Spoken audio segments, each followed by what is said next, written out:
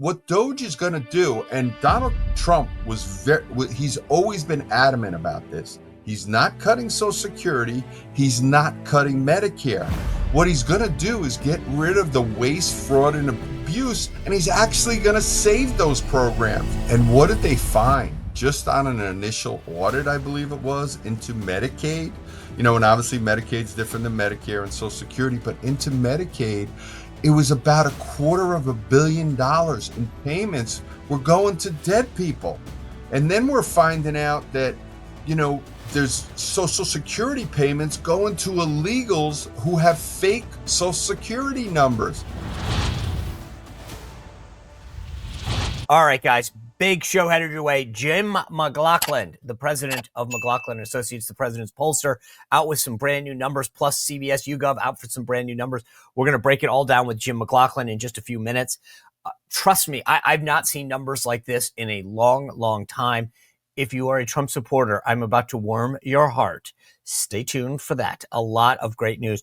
But over the weekend, obviously Super Bowl last night, I rooted for the team that wasn't the Chiefs. That's how much I don't like either team.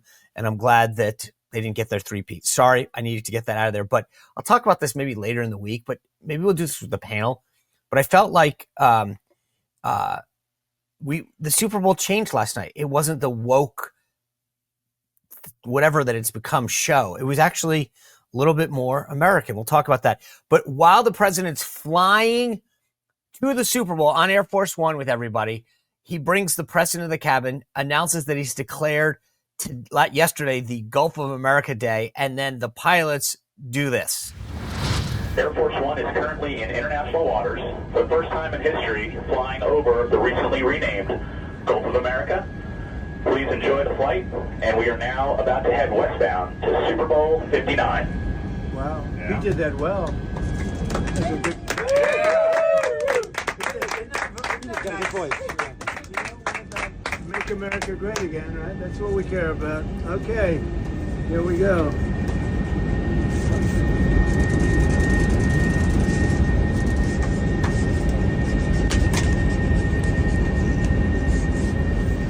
So this is a famous pen now.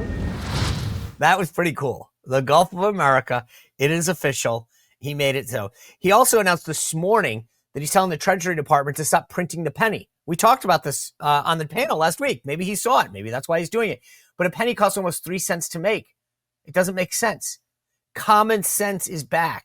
Penny's going to stop being produced. Now, it'll take like 25 years for it to be out of circulation. But the bottom line is we're not going to waste money doing it anymore. Plus, he also made a couple other announcements. He announced that he's continuing to cut government spending. He told Elon, go look at the Department of Defense, look at the Department of Education. I think we're going to keep finding treasure troves of wasteful spending. And then he did something that was very awesome for me. He kicked everyone off the board of the Kennedy Center. He named himself chairman. But then this is where it got good. He fired all of the Biden appointees on the Service Academy boards. West Point, the Naval Academy, Air Force Academy. Spicer v. Biden, baby. He did it. Fired them all, which I'm so excited to. By the way, later this week, Victor Davis Hanson's going to join us. We're going to continue to wow you every day. But as I mentioned, Jim McLaughlin, the president's pollster, is here to join us. Before I get to that, let me just tell you about this. We're talking a lot about DOGE, a lot about cutting. Well, we talk about trimming the fat, not just of government, but what about ourselves? Maybe you're one of the 7 in 10 adults who are overweight. And look, it's tough. I get it. I've been dealing with this my whole life. This is why I work with the folks at PhD Weight Loss. They are experts, nutritionists that work with you. They teach you how to eat right. They give you some tips about when and how to eat. They create a specialized plan that gets your weight down and then helps maintain it. It was founded by Dr. Ashley Lucas, who is a former professional athlete herself, now a doctor, and she's got a team of great people that work with her, nutritionists that understand how to put wellness into your lifestyle, what you should be cutting out, what you could be doing more of. You get custom meal plans, weekly check-ins, accountability, which is important. That's what's going on in the government. We should do that in our own lives. It is the quick and easy way to get back to wellness and to lose weight with no side effects. To schedule your consultation for free, call them at 1-864-644-1900. Tell them that I sent you, or go to myphdweightloss.com, myphdweightloss.com. By the way, over the weekend, I had a great chance to catch up with my buddy Leo Grillo. He actually did an interview on Roger Stone's podcast, and we were texting back and forth because some nut job wokester is going after him. Remember, Leo Grillo, my buddy who founded Delta Rescue, started by rescuing one dog. It was a Doberman, severely underweight, clearly in trouble. And he gave the dog the nutrition, the care, the veterinary care that it needed. Then he built Delta Rescue. Dedication and everlasting love to animals, and it has flourished. If you go to deltarescue.org, you can see the videos. It is the largest no-kill sanctuary in the world. They rescue dogs, cats, horses, abandoned, malnutritioned, mistreated animals. It's so amazing what they do, and it relies solely on contributions from people like me and you. I made my contribution last week. I love what Leo's doing. Please join me in doing that. This isn't a government handout or USAID program. No. Leo Grillo relies on people like me and you. You can also, when you go on the deltarescue.org, see the estate planning kit, and maybe you have an old stock or 401k program that you can work with a tax expert to give you a benefit now and to help Leo keep the mission of Delta Rescue enduring for decades to come. So please go to deltarescue.org to learn more, deltarescue.org. All right, it is my pleasure to introduce one of the president's pollsters, the gentleman from New Jersey, Mr. Jim McLaughlin. Jim, always good to see you. Thanks for joining us. Sean, it's great to be here. And are we all having fun or what? You know what? I'm going to get to that because you've got a new poll out. I want to break it down. CBS, YouGov has a poll out. It's what you're saying is not just contained to us anymore, which is great. So I want to kind of walk this through. But I thought it was pretty cool last night as I'm getting ready for the Super Bowl. I looked down and sure enough, I don't know if it was on Air Force One or what, but Trump truths out the polling from that you guys just put out. I was like, I mean, I know each of us has like a cool moment or here and there, but like you got to think back to like when you and John, your brother, were setting this thing up, the idea of saying, can you imagine a day when the president of the United States like pushes out our polling? Because it wasn't about, I mean, obviously it had a lot to do with him. We're going to talk about that, but I thought on a personal level, it's just got to be a pinch me moment. You know, it's funny too, Sean, because you and I know in our business, we're in a crazy business. I mean, people never take off. It's 7 days a week, 24 hours a day. And it's funny. One of the reasons I look forward to the Super Bowl is kind of the email and the text traffic. It stops. But yesterday, my phone starts blowing up and I'm like, what's going on? And President Trump truthed out our poll that came out not too long ago. And it's just, it's always a neat thing. And it's funny because, we live in this world now of hits and followers and all that other kind of stuff. But I will tell you something. Nothing gets more action than when Donald Trump goes and gives somebody a shout out. Good, bad, or indifferent. Did you call your brother John, or did he call you? Or, I mean, like at some point you got to be like, dude, that's like, you know what? 3 or 4 people sent it to me, and I obviously sent it to John at first, and then boom, it kind of just blew up from there. But that's the crazy part is think about it. Yesterday we have the Super Bowl, and look at the contrast. When Joe Biden was president, he wouldn't even do those easy softball interviews that the media we all knew were going to give him before the Super Bowl.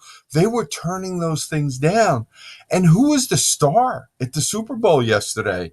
It wasn't Pat Mahomes, God bless him, I'm a big fan, or Jalen Hurts, who was the MVP, or Taylor Swift. Donald Trump was the Super Bowl yesterday. He was the star of the Super Bowl. I mean, it's pretty amazing when you think about it, how far he's come. I agree. All right, I hate to interrupt this conversation with Jim, but I want to tell you about my friends over at Ramp.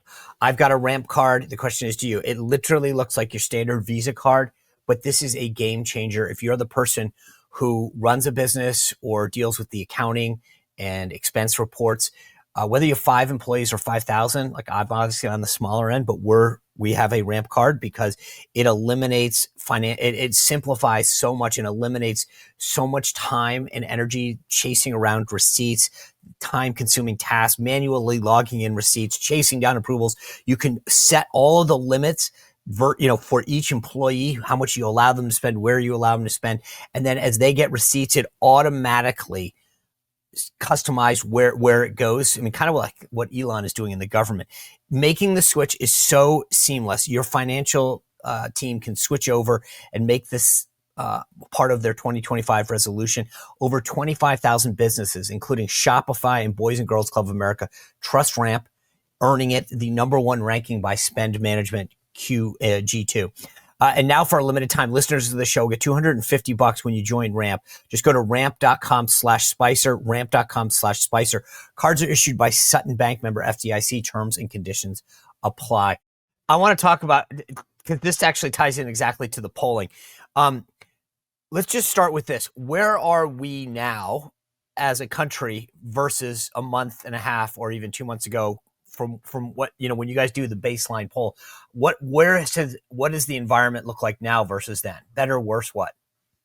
Better. The American people really like what they're seeing from Donald Trump. There was an Insider Advantage poll.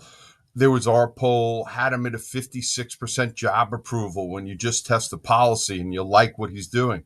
Those are the highest numbers Donald Trump has ever had.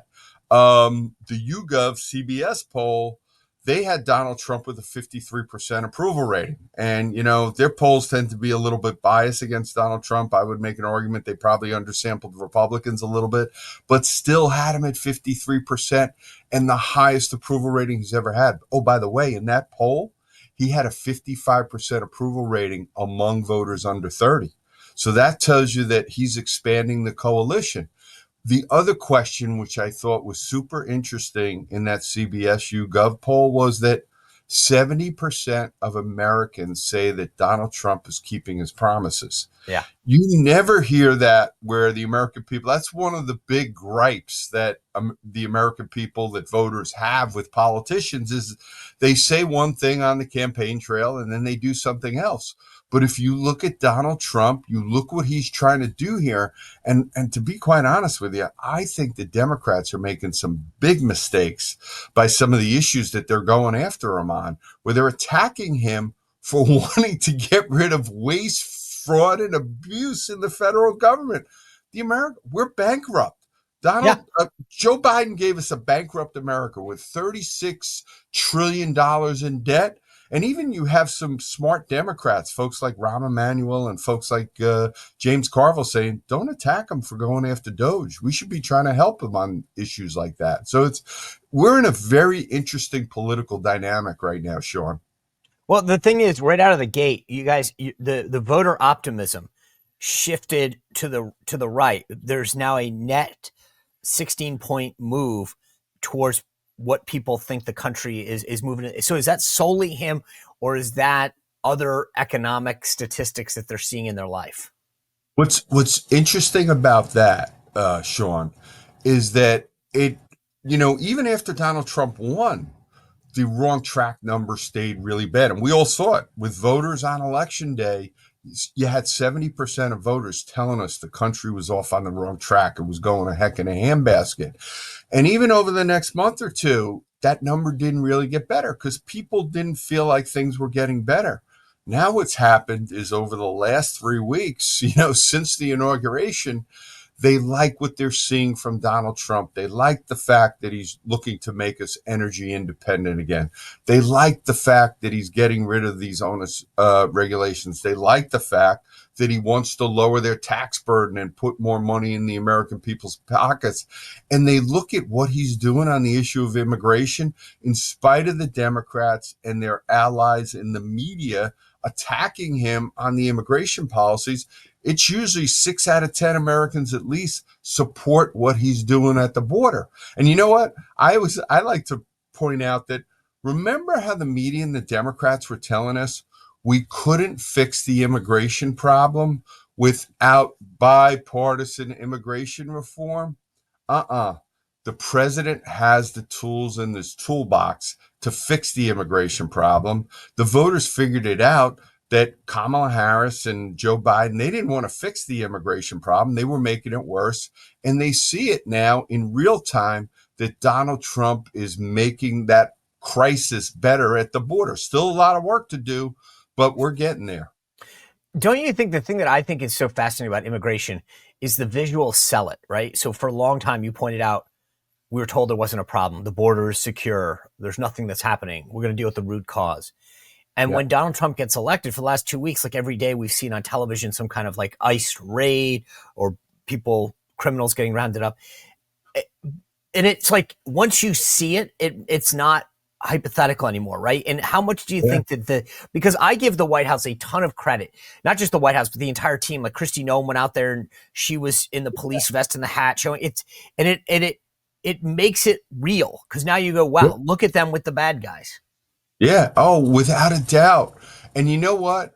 What's great is people like Kristi Noem, folks like Tom Homan, they know the issue backwards and forwards. And when the media tries to attack them for literally getting criminal illegal aliens out of the country, making us all safer, they can push back on that. And the fact that they're out there, remember, and you look at the contrast between what you're seeing from Tom Homan, what you're seeing from Kristi Noem, and then look at it versus, what was going on there with Alejandro Mayorkas, who was never out there, who was constantly lying to the American people, telling us the border was secure when we all knew that the border wasn't secure. And then you get a headline in the New York Post last week where they're saying illegal crossings within 2 weeks of Donald Trump taking over are down 90%.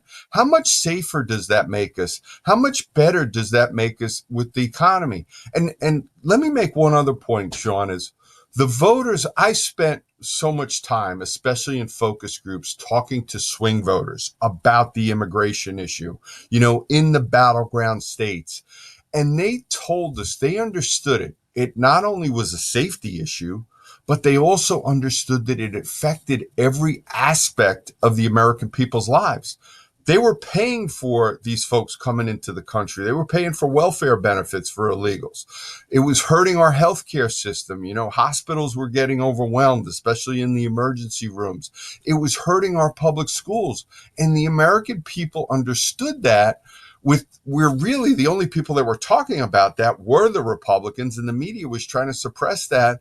But again, the American people, I say this, they're much smarter. I like to call them now, we used to call them the left stream media. Now they're the USAID media. They were bought and paid for by the left, and now they're the USAID media, and the American people see right through it. Do you think it, so one of the things that I get why, but like, when Republicans go on, like hang out with Politico or CNN or whatever, to me, I like the approach that like DOGE has taken to agencies, which is pull the root out, get rid of it, kill it. I don't want to prop up, like I think with all the stuff that Caroline has done in the briefing room and Trump, I'm like, it's making so much more reforms. I don't think you should hurt the media, meaning like don't subscribe to them, but we shouldn't help them, and we shouldn't give them credibility by like going out and doing events with them. So like CNN is selling, that they have these guests on, or Politico. Yeah. Like my view is, guys, they get to report. That's codified in the First Amendment, but it doesn't mean that we have to be complicit in it by going on their programs or showing up to their events. Without a doubt. And Sean, I think that's a terrific point. And one of the things that the Trump campaign did, led by Susie Wiles and Chris LaCivita, is they did a great job of going around the traditional media, whether it was with the podcast, whether it was with social media. Like you'd see all this stuff on social media and people would say, oh, those are paid Trump people. Most of that stuff was organic, right? Because they believed in Donald Trump's agenda. Donald Trump was inspiring these folks. And look, I think what you're seeing, whether it's guys like Jim Acosta leaving and Chuck Todd and whatnot. Yeah. I'm trying to be pushed. I'm trying to be polite. And, literally getting fired by the networks, Sean. I think that's the American people deciding, okay, which media do we believe in? Right. Which media do we think is credible out there? And I think, you look at something like X, Twitter, whatever the heck you want to call it, but that whole community notes thing, which Facebook has now adopted, that's the American people telling us what the truth is. And what we're finding out is the American people are doing a much better job of telling us about the truth than the quote unquote, mainstream media has been doing over the years. And which is something you lived with every day for how many years that you were working in politics, Sean? Yeah, I know. Speaking of the American people telling us something, I think it was interesting because your poll and the CBS poll both showed the issue of inflation is still a problem, right? So you guys said 84% of the American people had negatively been impacted by inflation. 50% were having trouble affording basic necessities. This is why economic issues will still lead voter concerns. 42%, social issues are 20%, and security, which, to be honest with you, and let me look this up here, it mirrors the CBS poll that says that's still the big issue. The thing that I found fascinating, so it's border in CBS's poll was still the top of the issue with 31, and then inflation came down 27. There seems to be more concern among the CBS write-up about people saying, okay, you're doing all this other stuff, but what are you doing to bring down prices? Is that just, do you think, a matter of time, meaning he needs a little bit more time to get his, policies in place that'll bring down inflation, or is that warranted? Oh, look, the American people got crushed by the Joe Biden, Kamala Harris economy. And it's like, look, I always tell the candidates and the politicos that we work for, look, it's not one issue. I think it was like CBS YouGov asked the question over the summer, how important each of the following issues were going to be. And they asked them singularly by themselves, things like inflation, the economy, et cetera, immigration, crime. And many of them were over 90% when you ask them singularly. It's like, and you know who gets it better than anybody? Donald Trump. He gets it better than anybody. He said, we've inherited a mess. We've inherited big problems. And the American people are smart. They understand it that Donald Trump isn't going to bring down the price of eggs in a month. It's going to take time. But it's one of the reasons he's got these high job approval ratings now is because they like what he's doing. They understand energy independence is going to bring down inflation. They understand lower taxes is going to bring down inflation. Just like the great economists, Milton Friedman and Thomas Sowell have been telling us for years, what creates inflation? Excessive government spending. That's what DOGE is all about. If you're going to bring down inflation, you got to bring down all this crazy spending that's going on, and with tax policies, with deregulation, with cutting the government spending, that's going to put more money in the pockets of the middle class. It's going to put more money in the pockets of small businesses, and the American people get that. And you still have 84%. Because look, inflation, when I used to do, I think we talked about this during the campaign, when I would tell people in focus groups that inflation was around, prices had gone up about 20% while Joe Biden was president, those swing voters would yell at us and say, no, it's gone up way higher than that. Because when they looked at the cost of food and groceries, housing, utilities, et cetera, they were right. They had gone up a lot more than 20%, and they understand it's going to take some time. They like what they're seeing from Donald Trump and his administration and what they're doing to try to bring down the cost of living. Well, it's interesting because you asked some questions in your poll that I thought were fascinating. The first one was capitalism versus socialism, and capitalism won out 64-12. I got to be honest with you. I actually was shocked at that number because I think so many of these young folks believe that socialism is a great thing. I loved the answer. I was actually, I was like, thank goodness I'm wrong on this. But were you shocked at that answer? And where do you think the division is? Is it an age thing? No, we've been asking that question for a while. One of the things that we did a poll a few years back in New York City among Democratic primary voters in New York City, and these are mostly these white progressives, you had over 60% that had a favorable opinion of socialism. It's because, this goes back to our education system and whatnot. Voters are getting it. that, this big government socialism that they've been pulling on us, and they say, hey, we're not going to do the kind of socialism that, they do in some of these Latin American countries.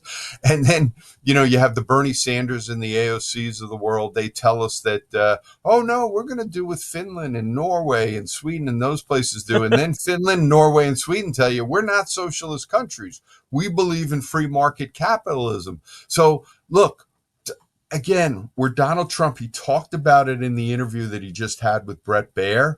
He said, we've got to show success. He gets it. This isn't about retribution or all this other kind of nonsense that the press and the Democrats like to propagate among the American people.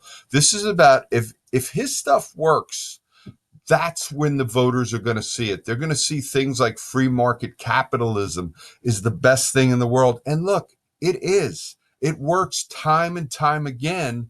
Whenever we do things like lower taxes, less government, and more freedom, it always works. There's a reason why all these folks in Latin America and Mexico, et cetera, want to come to this country, because they're trying to get away from all these Marxist authoritarian dictators. And look, it's also one of the reasons why so many Hispanic voters have come on board with the Republican Party now, because they saw the failures in their countries, and now they've come to America. Why? For things like free market capitalism. So that segues nicely into what I was going to ask you, because you guys had a question there about whatever the president's calling it now, this external tax division. Like, it would be like the IRS, but for collecting tariffs. So he keeps talking about using tariffs, right? He's Canada, Mexico. He's now doing steel and aluminum. I think Europe's probably on the chopping block next. Mm-hmm. There's no question, I don't think, that at least in the short term, I get why he's doing it for a variety of reasons. And we can put that aside, because ultimately, I think that he wants U.S. manufacturers and job creators to come back to the U.S. instead of building stuff. Okay. That being said, you can't do that in a day, right? I think there's no question about it.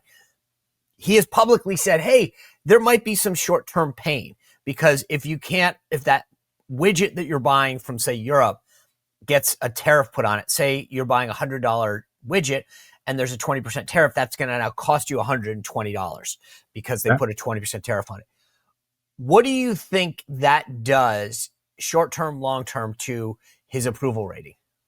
Yeah. Look, I think as long as the American people see success, and we're seeing it early on here, and, I just kind of laugh at the media. They're all worried about the price of eggs now. They're worried about inflation. Well, Donald Trump hasn't even been in office yet for 3 weeks. They didn't care about it, and they were making excuses for Joe Biden's inflation when he was president. But look, the reason why Donald Trump won was because they did an easy contrast. They did an easy contrast between Donald Trump's presidency versus Kamala Harris and Joe Biden's presidency. And they said, you know what? The stuff under Donald Trump, it worked really, really well. And I think they have a lot of confidence in what Donald Trump is going to do. And what Donald Trump talks about all the time, it's common sense. And look, that's the key word, Jimmy. That's it. See, you just put your finger on it. That's, to me, it keeps going back. It's common sense. It's common. And look, I want to go back to all these tariffs that everybody talks about. Even with the proposed tariffs from President Trump, our tariffs are still lower than most of the other ones that are happening, whether it's in, Central America, Latin America, Mexico, Europe, etc. And not only do they throw tariffs on it, you got places like Canada. We all love our Canadian brothers and sisters, but they have something there called the value added tax, which is just another fancy word for a national goods and services, a sales tax. So they're also putting sales taxes on these American goods. And I think that Donald Trump's economic policies are not only going to be good for America, I think they're going to be good for the world, because they're going to make all these other countries look at it. Why do we have these tariffs? Donald Trump is an international businessman. He owns properties. He owns, golf clubs, golf resorts. I shouldn't call them clubs because they're really not. They're like the ultimate resorts all over the world. He wants to do business for America all over the world, but he also wants to sell American goods and services here. He understands that we want to make things as inexpensive as possible here, especially when it comes to manufacturing. And he started to have a manufacturing boom when he was president, and he wants to recreate that, not just in America, but throughout the world. So, I mean, like I said, he says this personally, that there might be some short-term pain. Yeah. If that's the case, and I get it. I mean, which I think is brilliant because he understands it. It's sort of like watching the wave come ashore. You know it's coming. You're warning people about it. How much leeway does he have, though, right? To say, guys, we're going to go through the short-term thing, but trust me, it's going to take a little while, and we're going to reap the full benefits of this. Look, I think as long as the American people see he's taking the country in the right direction, he will be fine. Because I look at it like this, and one of the things I think they get and they understand is the reason why the Republicans had a bad midterm back in 2018 was because they passed the tax cuts late. They didn't pass until right before the end of the year. We hadn't started seeing the benefits yet.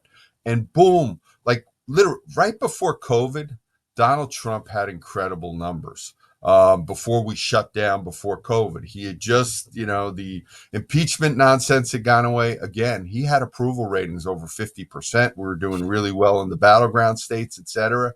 He understands that's why he's working in such an expedited fashion here, and he wants to get things done. I wasn't in the meeting last week when he was meeting with the members of Congress about, pushing the agenda forward, especially when it came for the tax cuts.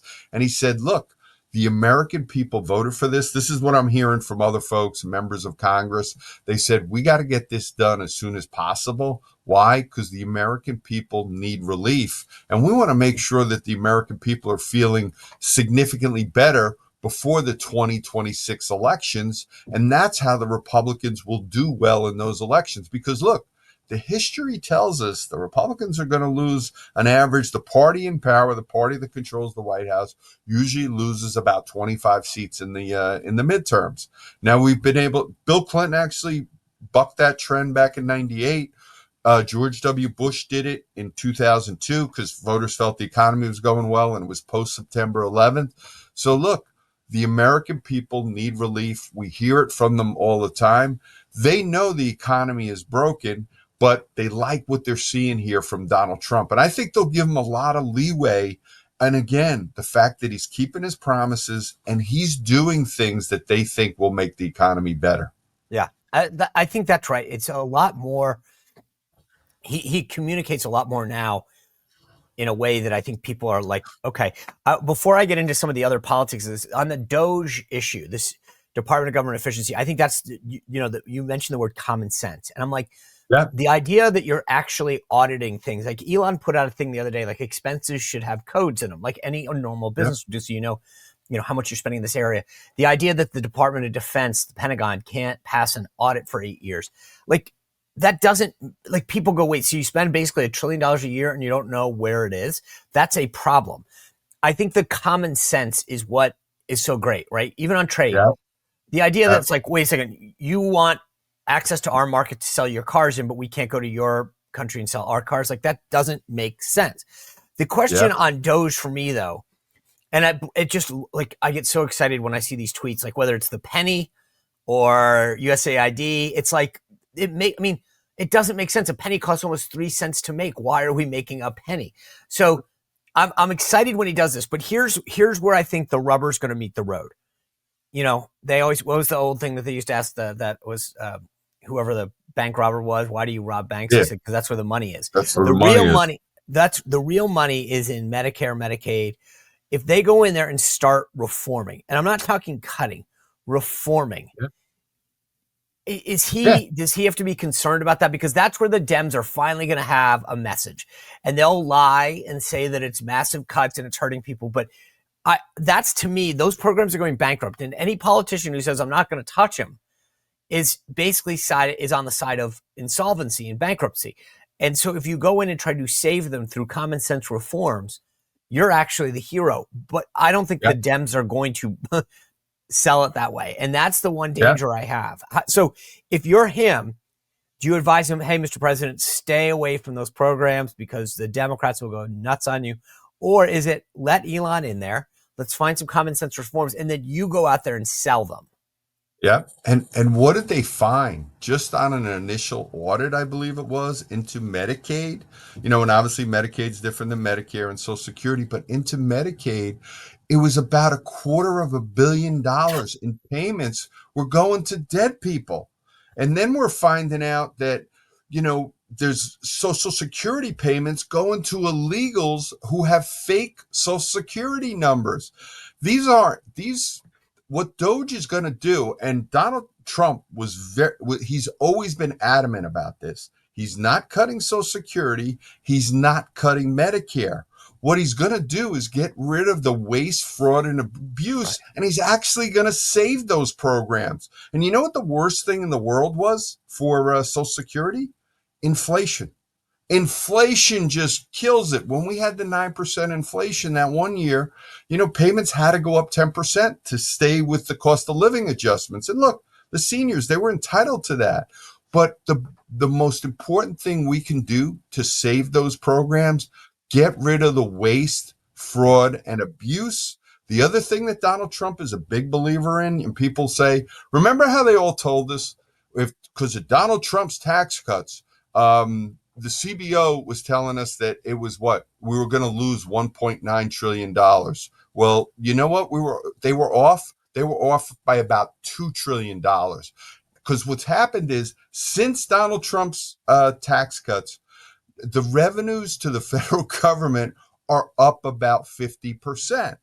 But what's happened? They've been spending money like drunken sailors. The whole idea about growing the economy is for Donald Trump to create more taxpayers, increase revenues, get rid of the waste out of those entitlement programs. And that's how you're going to save those programs. Because remember, Sean, it wasn't that long ago, they were telling us that we got a $7 trillion budget and there's no waste. I can specifically remember Joe Biden telling us there was no waste in the $7 trillion budget. The one thing we've learned over the last few weeks, there is all kinds of waste. And one of the things that just came out last night, $59 million in FEMA funds that are going to high-end hotels in New York City to keep illegal immigrants basically in these high-end hotels. Well, what about the American citizens that are dealing with the wildfires in California that we don't have enough resources with? Those folks in Western Carolina that don't have enough resource? Let's do the America First agenda. Let's give the American people confidence that their money is being spent on what it's supposed to be spent on. It keeps going back. Common sense. Why are we paying illegals? Why are we paying big hotel? I mean, no one supports that. And that's the thing. Yeah. I love that. I mean, which is why I think the Democrats' message is rather muted. Because how are you going to, they try. But I think that it's so nebulous. But I want to get to 2028 because I actually was very interested when I looked at your poll where this thing is. I'm going to start on the Dem side because it's more fun. Yeah. Right now, the top candidate for the Dems for 2028 is Kamala Harris at 33, my buddy Pete Buttigieg at 9, Gavin Newsom at 7, AOC at 6, and no one else above 5. Yeah. What does that tell you? You know what that tells me? They're like a baseball team. Spring training, I guess, is starting today. They have no farm system because I'll pay her filing fees right now for Kamala Harris to be their candidate. And she's the front runner right now. But they have a failure problem in the Democratic Party right now. Because think about it. Think about this, Sean. Like, where can you point to and say, you know what? That governor of California is doing a good job, because he's not. Or that governor in New York, Kathy Hochul, is doing a good job. She's a disaster. And then you look at all the big city mayors, which in a lot of ways are even worse than what they get with their governors. Who's that successful mayor? Who's that successful governor? Who's that successful U.S. senator that the Democrats have? They don't have anybody. And it's really, really interesting. They have big problems right now on the Democratic side because they have a policy. That's their biggest problem, is they can't point to policies and politicians that have been successful. And now you've got Republicans have become the party of the working Americans. And just like you said, they're the common sense party. So that's the big problem that the Democrats have right now. And you look at them, we'd love to run against Pete Buttigieg. I can't believe that though. That no one else, I mean, to your point, that's ridiculous. That the idea that no one gets above 6 except for those people. I mean, my goodness, I'll take any of them. Kamala Harris. I mean, but also after a horrible campaign and a big thumping, the idea that a third of the party is saying, let's go back to that. Let's double down on dumb. Yeah. It just goes to show you how bad their candidates are and how bad their farm team is. And you look at all of Donald Trump's cabinet picks. You know, you look at folks like a Marco Rubio, obviously J.D. Vance is vice president. You look at folks like Kristi Noem. You look at a Pam Bondi. You could say, okay, I could see them being president someday. And those are the types of people. Isn't that really is a strong contrast? Like, actually, just stop it. Let's read off the Republican side, because you did this for them too. J.D. Vance 27, Don Jr. 21, DeSantis 8, and no one else above 3. Right? Yeah. But here's the thing: think about Joe Biden's cabinet. Okay, I know that there are rumors that Gina Raimondo wants to potentially run or do something. She may even run for governor of Rhode Island again. And then you got Pete Buttigieg. But I'm going through the cabinet in my head, and just I'm trying to think. Dennis McDonough, no way. Janet Yellen was the Treasury Secretary. Lloyd Austin, Defense Secretary. I don't see another person who you could make a credible case that they could run for like student council, never mind president. Okay. Buttigieg, I think he's run before. Like, he's got a niche following. Okay. And Gavin Newsom, I get. Not that he was in the cabinet. But you're right. You think about on our side, right? Let's just leave governors out, senators out, just the cabinet. Kristi Noem, I can see running. I think it's obviously Doug Burgum. He ran already. Marco Rubio, 100%. JD, obviously. I'm just trying to think through my head real quick. Zeldin is at EPA. He'd be great. Lee Stefanik at UN. Tulsi is not a Republican. Maybe she is. But, I mean, you start going through, and there's a credible case that you can make for a lot of our guys. Although I will say this, it sounds like, I mean, their side goes Kamala and then a couple single-digit ones. I don't think Don Jr.'s running, right? He's never shown an interest. So take him out. You have JD at 27, DeSantis at 8, and no one else above 3. I mean, aside from the personal qualities that we both probably agree with, it sounds like this will be JD's to lose. I think in a lot of ways. And look, the more successful President Trump is, because right now, Donald Trump has a job approval rating among Republicans. This is all Republicans. It's close to 95% right now. I mean, that's how good his numbers are, especially among the base. As strong as he was in that Republican primary that he won overwhelmingly versus, what was it? We had over a dozen candidates in there at various times. He's even more popular now because, again, he's keeping his promises. They like what they're seeing out of him. And to be quite honest with you, look, 4 years from now is a long, long time. But as long as he's successful, I think, which I know he's going to be, I think you're going to see like somebody, it's going to be very hard to beat J.D. Vance when it's all said and done. And look, J.D. Vance has impressed the heck out of me. You just look at him on the Sunday morning talk shows. He's been like Donald Trump out there where he's correcting the media. He's able to get the message out there. And think about it, I know you've had these conversations too, because I've talked, we talk to reporters every once in a while. And one of the reporters was telling me, I need to talk to you. I'm on a deadline, blah, blah, blah. I said, what do you mean? I said, for the last 4 years, you haven't had to work. Because Joe Biden would be calling the lid at 9 a.m. and they wouldn't be doing anything. And you think of every day, you've got the J.D. Vances of the world. You've got obviously President Trump and Marco. They're out there talking every day. They're not embarrassed by their record. They're not embarrassed about their ideas and their policies and whatnot. So I think it's going to be interesting. It's too early to say what's going to happen in 2028, but I think you're going to see something similar like after Ronald Reagan's successes. And I always say the reason why George Bush 41 became the nominee was, and nobody else really had a shot, was because of the successes of Ronald Reagan. Yeah.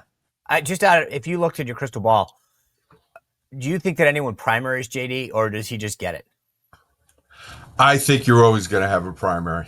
Yeah. It's just whenever you got to, you're going to have an open seat. And I think there'll definitely be a primary. And look, you think about who had heard of Doug Burgum before he decided to run for everybody who ran in that Republican primary, whether it was Vivek Ramaswamy, whether it was Doug Bergman, they all did significantly better and it was all good. Probably the only person that hurt themselves in the Republican primary was Nikki Haley. And the reason she hurt herself was because she didn't get on board with President Trump's agenda. What about Pence? The way it's unfortunately, it's just not going to happen for Mike Pence. I mean, it's just, I liked him when I worked with him, but again, both Nikki Haley and Mike Pence, they're out of touch with the conservative Republican base, which is Donald Trump. And this is a whole other show. He's literally changed. I mean, you think about it. He's literally changed. We used to be anti-tariffs, but now we're pro-tariffs because we've seen how they've worked. We used to be free trade. No, we found out free trade is stupid trade. Now what our base is for? They're for Donald Trump's fair trade. So he's literally changed the whole makeup of the Republican Party, especially the Republican base. 100%. Jim McLaughlin, always love our conversations. Thanks for joining us. Oh, it's better. I want to keep talking after the show. I mean, we can do that. I miss you on campaign, Sean, but you got a lot smarter. You get to sleep once in a while now. That's right. Take care. Thank you, Sean. What a great conversation with Jim. Oh, I could have gone on for hours. Anyway, my newsletter comes out twice a week. It is free, SeanSpicer.com. Always appreciate the VIP members who want to see some of the behind the scenes stuff that I post, but go to SeanSpicer.com. Get it delivered to your mailbox Tuesdays and Thursdays. It is free for the taking. Later in this week, Victor Davis Hansen's going to join us. I appreciate all of your support. Thanks for sharing this show, for subscribing, hitting the notification button. I will see you back here tomorrow on the Sean Spicer Show. Have a good day. Well, if you enjoyed this content, make sure to like this video, subscribe, and click the notification bell to get more.